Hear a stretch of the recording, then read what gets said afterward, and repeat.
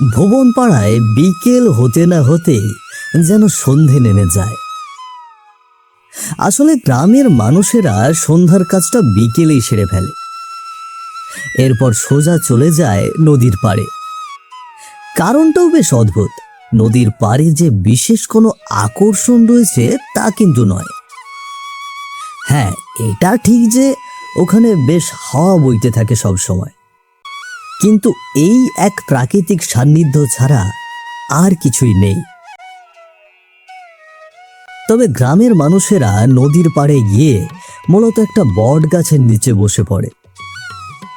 একজন বিশেষ মানুষের জন্য অপেক্ষা করে তারা। কখনো তিনি আগেই এসে বসে থাকেন, কখনো বা গ্রামের ছেলেপিলেরাই আগে থেকে এসে অপেক্ষা করতে থাকে। প্রতিদিনের মতো আজও নদীর ধারের প্রাচীন বটগাছটার নিচে গল্পের আসর বসিয়েছেন রামু কাকা। সপ্তাহে প্রতিটা দিনই সন্ধ্যাবেলা এখানে তার গল্পের আসর বসে। আর এই আসরের মধ্যমণি রামু কাকা নিজেই। চেহারায় তার বয়সের ছাপ স্পষ্ট, কিন্তু চোখ দুটো যেন আজও বহু না বলা গল্পের সাক্ষী। তার সামনে কৌতূহলী দৃষ্টি নিয়ে বসে থাকে গ্রামের লোকজন। ছেলে বুড়ো থেকে শুরু করে সবাই রামু কাকার পাঁড় ভক্ত। এই যেমন এখন আবদার করে করে গল্প বলবার জন্য রামু কাকার মাথা খারাপ করে দিচ্ছে দুই ভাই, কেষ্ট আর বিশু। ও কাকা, কি হলো? চুপ করে গেলে যে, গল্পটা শুরু করো। আরে থাম তো ছোকরা, কাকাকে একটু বুঝিয়ে নিতে দে। সবুরে মহা ফলে, বুঝলি?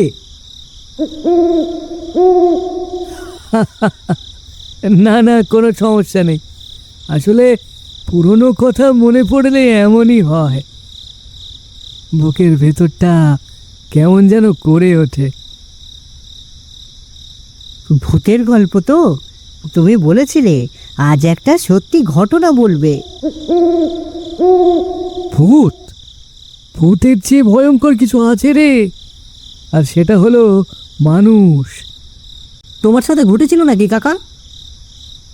হ্যাঁ, তখন আমার যৌবন কাল। এই ধর, কেষ্টর চেয়ে বয়স কিছুটা বেশি ছিল তখন। শরীরে জোর আর মনে সাহস দুটোই ছিল তখন। কিন্তু সেই রাতের পর বুঝেছিলাম সাহস দিয়ে সব কিছুর মোকাবিলা করা যায় না। কি হয়েছিল সেই রাতে? সে এক ভয়ঙ্কর রাত। টুপটাপ বৃষ্টি পড়ছিল সে রাতেও। আমি পাশের গ্রাম থেকে ফিরছিলাম বাড়ির পথে। কাজ সারতে সারতে দেরি হয়ে গিয়েছিল অনেক। একা একা ফিরছিলে? ওই সময় তো গ্রামের রাস্তাঘাট ভালো ছিল না। হ্যাঁ, একদম একা ফিরছিলাম তখন। চারদিক ঘুটঘুটে অন্ধকার। তারপর কি হলো? তারপর যা ঘটলো তা আমি কোনো দিনও ভুলতে পারবো না।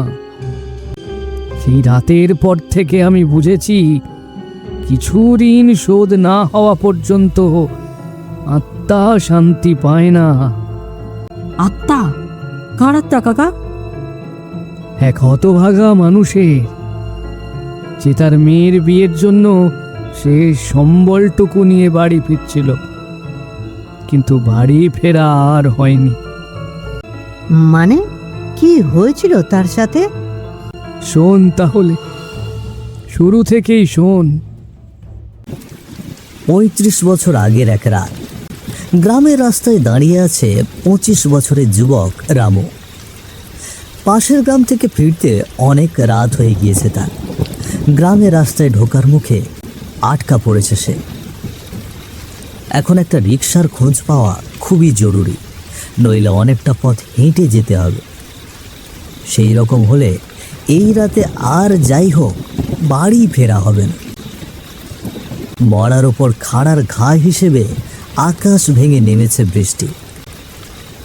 মনে মনে কত কি যে হিসেব নিকেশ করলো রামু, কিন্তু বাড়ি ফেরার জন্য ওই এক রিকশা ছাড়া আর কোনো উপায় নেই। ঠিক এমন সময় কোথা থেকে একটা রিকশা এলো রামুর সামনে। রামু তো খুশিতে আটখানা। বাঁচা গেল, ভগবান আজ মুখ তুলে চেয়েছে, নইলে এই বৃষ্টির মধ্যে বাড়ি ফেরাই মুশকিল হতো। যাবেন নাকি দাদা?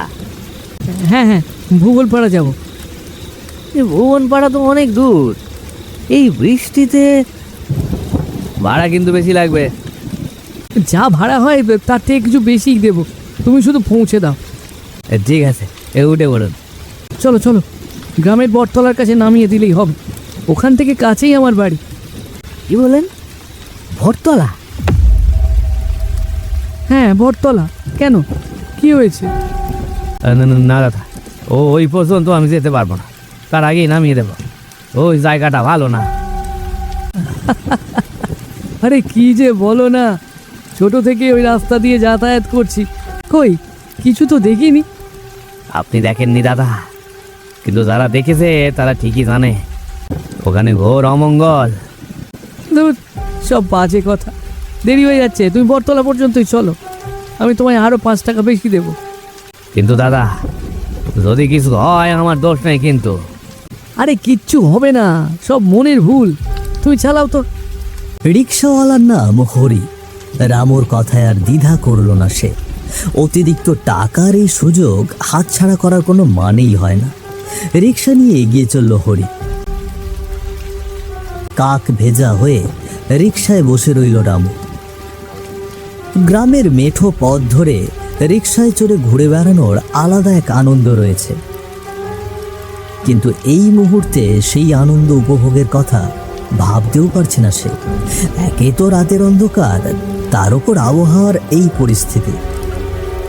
বুক যে একটু ঢিপ ঢিপ করছে না তা নিজেও অস্বীকার করতে পারবে না রামু।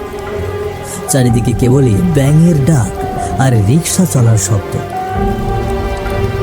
বটতলার কাছাকাছি আসতে রিক্সা থামাতে হলো হরিকে,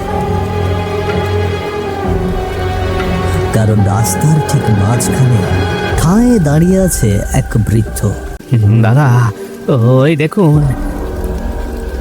কি? কোথায় কি দেখবো? ওই যে রাস্তার মাঝখানে কে যেন দাঁড়িয়ে আছে। তাই তো, এই ঝড় বাদলে ওখানে কে দাঁড়িয়ে? আমার মতোই কেউ বিপদে পড়েনি তো? না দাদা, ব্যাপারটা আমার কাছে ভালো ঠেকছে না। চলুন চলুন, অন্য রাস্তা দিয়ে ঘুরে যাই। আরে না না, বিষয়টা বোঝা দরকার, হয়তো কোনো সাহায্য লাগবে তার। আপনার কথায় আজ প্রাণটাই খোয়াতে হবে মনে হচ্ছে। কে ওখানে? রাস্তা জুড়ে দাঁড়িয়ে আছেন কেন? সরে দাঁড়ান। রামুর কথায় একটুও নড়ল না বৃদ্ধ লোকটা। একই জায়গায় স্থির হয়ে দাঁড়িয়ে রইল সে। তার মুখটা ঢাকা, তাই চেহারা বোঝার কোনো উপায় নেই। শুধু চোখ দুটো অন্ধকারে জল করছে যেন। ও বুড়া, শুনতে পাচ্ছ না? রাস্তা ছাড়া বলছি, বাড়ি যাও। এখানে কি করছো?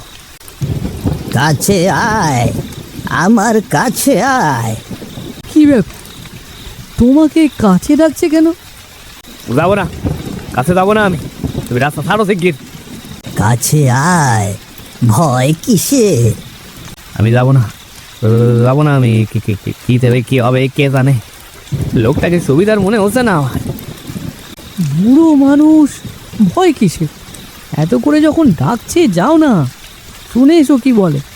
মানুষের তো বিপদ আপদ হতে পারে, তাই না? তো করে যখন বলছেন তাহলে শুনেই আসি। তুই আয়, তোর সাথেই কথা আছে। আমার সাথে কিসের কথা? আমি তো আপনাকে চিনি না। ভালো করে দেখ, চিনতে পারবি। আয়, কাছে আয়। বৃদ্ধের এমন কথায় ফ্যাকাশে হয়ে গেল হরির মুখটা। বারবার করে যখন এভাবে ডাকছে, নিশ্চয়ই ঝামেলা আছে কোনো। কড়া চোখে ওর দিকে তাকিয়ে আছে সেই বৃদ্ধ, যেন রাজ্যের ক্ষোভ জমা হয়েছে মানুষটার মনে। বিপদে পড়া কোনো মানুষের চোখ এমন তো হওয়ার কথা নয়। তাহলে কে হতে পারে এই বৃদ্ধ? কেনই বা রামুকে বাদ দিয়ে তাকেই ডাকছে? তা বহু মাথা খাটিয়েও বুঝতে পারছে না হরি। কে কে তুমি? আমার কাছে কি চাও? আমাকে চিনতে পারছিস না হরি? তুমি তুমি আমার নাম জানলে কি করে? যার সর্বস্ব কেড়ে নিলি তার নামটাও মনে রাখিস নি? অথচ তুই তো আমাকে ভালো করে চিনিস। এতক্ষণে মুখ ঢাকা থাকলেও এবার আড়ালে থাকা বৃদ্ধের চেহারাটা প্রকাশ পেল হরির সামনে। বৃদ্ধের কপাল থেকে গড়িয়ে পড়ছে রক্ত। সেই চেহারা দেখে হরি চিৎকার করে উঠল আতঙ্কে। নবীন খুড়ো, তুমি কিন্তু তুমি তো হ্যাঁ, আমি। তুই তো আমাকে মেরে এখানে ফেলে রেখে গিয়েছিলি। ভেবেছিস কেউ জানতে পারবে না? না, এটা হতে পারে না। আমি আমি তোমাকে তুই আমাকে এই বট গাছের নিচেই খুন করেছিস গতকাল। আমার মেয়ের বিয়ের জন্য জমানো এত কষ্টের টাকাগুলো তুই লুট করে নিলি। আমাকে ক্ষমা করে দাও, আমাকে ক্ষমা করে দাও। আমি ভুল করেছি আমি। আমাকে ছেড়ে দাও। ক্ষমা? আমার মেয়ের স্বপ্ন ভেঙে এখন ক্ষমা চাইছিস? তোর কাণ্ড জ্ঞান তখন কোথায় ছিল? এ কি হচ্ছে আপনাদের মধ্যে? রাত ফিরেতে কি নিয়ে লেগেছেন আপনারা? আমি তো কিছুই বুঝতে পারছি না। আপনি তার মানে মৃত? হ্যাঁ, ঠিক ধরেছ। একটু পরেই বাকিটা বুঝতে পারবে, কারণ আজই হরির শেষ দিন। ওর অনেক হিসেব বাকি আছে এখনো। হ্যাঁ, আমাকে ছেড়ে দাও, দয়া করো আমার ওপর। আমাকে ছেড়ে দাও। এমন কাজ আমি আর কখনো করবো না। এখন আর কান্নাকাটি করে লাভ নেই হরি। যে পাপ তুই করেছিস তার শাস্তি তোকে পেতেই হবে।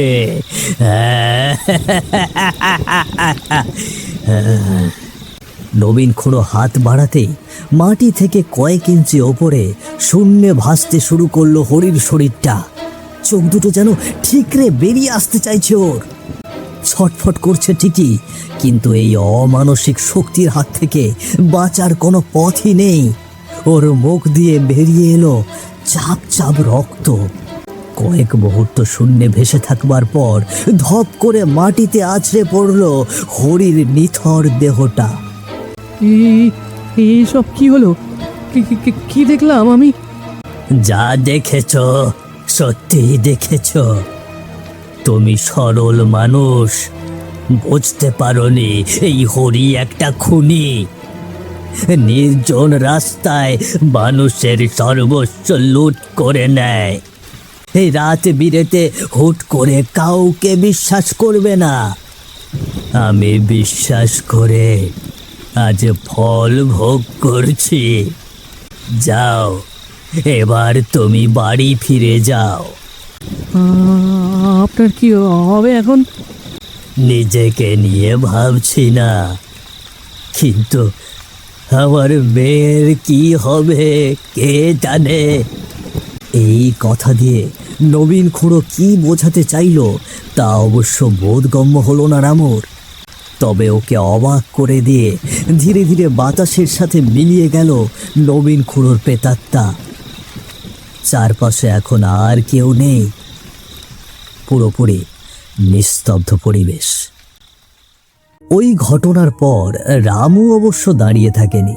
চোখের সামনে অত কিছু দেখার পর এখানে একলা থাকা ওর পক্ষে সম্ভব ছিল না। ছুটে গ্রামের মোড়লের বাড়ির সামনে চলে এসেছে রামু। তখন উঠানেই দাঁড়িয়েছিল মোড়ল মশাই আর তার স্ত্রী। দুজনেই ভোরবেলা ঘুম থেকে ওঠার অভ্যেস। রামুকে এমন বিপর্যস্ত অবস্থায় দেখে চিন্তিত দৃষ্টিতে ওর কাছে এলো মোড়ল মশাই আর তার স্ত্রী। ততক্ষণে ভোরের আলো ফুটেছে, বৃষ্টিও থেমে গিয়েছে বেশ খানিকক্ষণ হলো, কিন্তু মাথাটা তখনও ঝিমঝিম করছে রামুর। হরি, নবীন খুড়ো হরিকে মেরে ফেলেছে। হরি? কার কথা বলছো রামু? আর নবীন খুড়োর নামে বা এসব কি বলছো? আমি সব দেখেছি। বটতলায় নবীন খুড়ো। কি হয়েছে সেটা খুলে বলবি তো? নবীনই বা কেন হরিকে মারবে? তাছাড়া নবীন এলোই বা কোথা থেকে? আরে সে তো একদিন আগেই মারা গিয়েছে। ওর লাশ পাওয়া গিয়েছিল ওই বটতলায়। সে তো তুই জানিস। না মোড়ল মশাই, এটা জানা ছিল না। নবীন খুড়োকে তো আমি সেভাবে চিনতাম না। গত রাতে ওনার নাম শুনলাম হরির মুখে, কিন্তু আমি সত্যি বলছি, আমি নিজের চোখে দেখেছি নবীন খুড়ো হরিকে মেরে ফেলেছে। ঠিক আছে, কি দেখেছিস আমায় খুলে বল, কোনো কিছু বাদ রাখবি না। গত রাতের সমস্ত ঘটনা, হরির রিকশায় ওঠা থেকে শুরু করে নবীন খুড়োর আত্মাকে দেখা এবং হরিকে শাস্তি দেওয়া পর্যন্ত সবটাই খুলে বলল রামু। সব শুনে অবাক হয়ে গেলেন মোড়ল আর তার স্ত্রী। আচ্ছা, তাহলে এই ঘটনা। আমি তো ভেবেছিলাম নবীন হয়তো কোনো ডাকাত দলের খপ্পরে পড়েছিল, তারাই সর্বস্ব লুট করে মেরে রেখে গিয়েছে। কিন্তু এখন দেখছি আসল আসামি ওই হরি। হ্যাঁ, নবীন খুড়ো কি যেন বলছিল তার মেয়ের জন্য জমানো টাকার ব্যাপারে। নবীন বড় ভালো মানুষ ছিল রে। ওর সাত কুলে কেউ নেই, শুধু একটা মেয়ে। আর মেয়ের বিয়ের জন্য জমি বেচে 50,000 টাকা জোগাড় করেছিল নবীন। সেদিন ওই টাকা নিয়েই পাশের গ্রাম থেকে ফিরছিল বোধহয়। তার মানে আসার পথে হরির রিকশায় উঠেছিল নবীন খুড়ো, আর সুযোগ বুঝে নবীন খুড়োকে মেরে টাকা লুট করেছে। হ্যাঁ, হরির নামে অবশ্য আগেও কিছু অভিযোগ পেয়েছি, কিন্তু সেই রকম প্রমাণ না থাকায় বিষয়টা তেমন ছড়ায়নি। ওর ওপর আগে থেকেই নজর ছিল আমার। তবে ও যে একটা খুনি, সেটা কিন্তু ঘুণাক্ষরেও আমি টের পাইনি। নিশ্চয়ই কোনোভাবে নবীনের টাকার খবর পেয়েছিল হরি। ছি ছি, সামান্য কটা টাকার জন্য একটা মানুষকে। তুই ভয় পাস না, যা হয়েছে তা একরকম বিচারই হয়েছে। পাপী তার শাস্তি পেয়েছে, এখানে আমাদের কোনো হাত নেই। আহারে, মেয়েটার কি হবে গো? বাপের এমন পরিণতি, বিয়েটাই বা হবে কি করে? হ্যাঁ, চিন্তা করো না, নবীনের বিয়ের দায়িত্ব আমার। আমি নিজে দাঁড়িয়ে থেকে ওর বিয়ে দেব। গ্রামে যতদিন আমি আছি, কোনো অনাথ মেয়ের বিয়ের জন্য আটকাবে না। শেষ বাক্যটা বলে চুপ হয়ে গেলেন রামু কাকা। নদীর ধারে হঠাৎ নীরবতা গ্রাস করল রামু কাকার সেই আসরে। রাত হয়েছে, মেঘও ডাকছে গুড়গুড় করে, হয়তো বৃষ্টি নামবে শীঘ্রই। আজ একটা গল্প দিয়ে শেষ করতে হবে গল্পের আসর। রামু কাকা অবশ্য কিছু বলছেন না। কতক্ষণ পর মুখ খুলল কেষ্ট।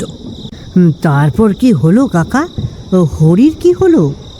হরি তো আগেই মরেছে, পরে ওর লাশ পাওয়া গিয়েছিল সেই বটতলায়। আর নবীন খুড়োর মেয়ের, তার বিয়ে হয়েছিল? হ্যাঁ, মোড়ল মশাই নিজের কথা রেখেছিলেন। নিজের মেয়ের মতোই ধুমধাম করে নবীন খুড়োর মেয়ের বিয়ে দিয়েছিলেন তিনি। গ্রামের সবাই চাঁদা তুলেছিল, সেই বিয়েতে আমিও ছিলাম, বুঝলি। মেয়েটা যখন কাঁদছিল তখন মনে হচ্ছিল যেন আকাশের তারা হয়ে নবীন খুড়ো ওকে আশীর্বাদ করছে। আচ্ছা, ওই বটতলায় কি তারপর আর কিছু দেখা গিয়েছিল? না, আর কেউ কোনো দিন নবীন খুড়োকে দেখেনি। হিসেব মিটে যাওয়ার পর হয়তো তার আত্মা শান্তি পেয়েছিল। সত্যি কাকা, তুমি বলেছিলে ভূত নয়, মানুষই সবচেয়ে ভয়ানক। ঠিক তাই, লোভ, হিংসা এগুলোই তো মানুষকে নিকৃষ্ট বানিয়ে দেয়। আর তখনই তারা হয়ে ওঠে ভূতের চেয়েও ভয়ানক। নবীন খুড়ো তার মেয়েকে সুখী দেখতে চেয়েছিল, সেই আশায় বাধা দিয়েছিল হরি। তাহলে নবীন খুড়োর আত্মা তো হিসেব চাইতে আসবেই। গল্পটা শুনে গা কেমন শিরশির করছে, আবার খারাপও লাগছে কাকা। আচ্ছা, রাত তো অনেক হলো, বৃষ্টিও এসে পড়বে বোধহয়। এবার ওঠা যাক। আজকের মতো এখানেই গল্পের সমাপ্তি। যা, এবার সবাই বাড়ি ফিরে যা।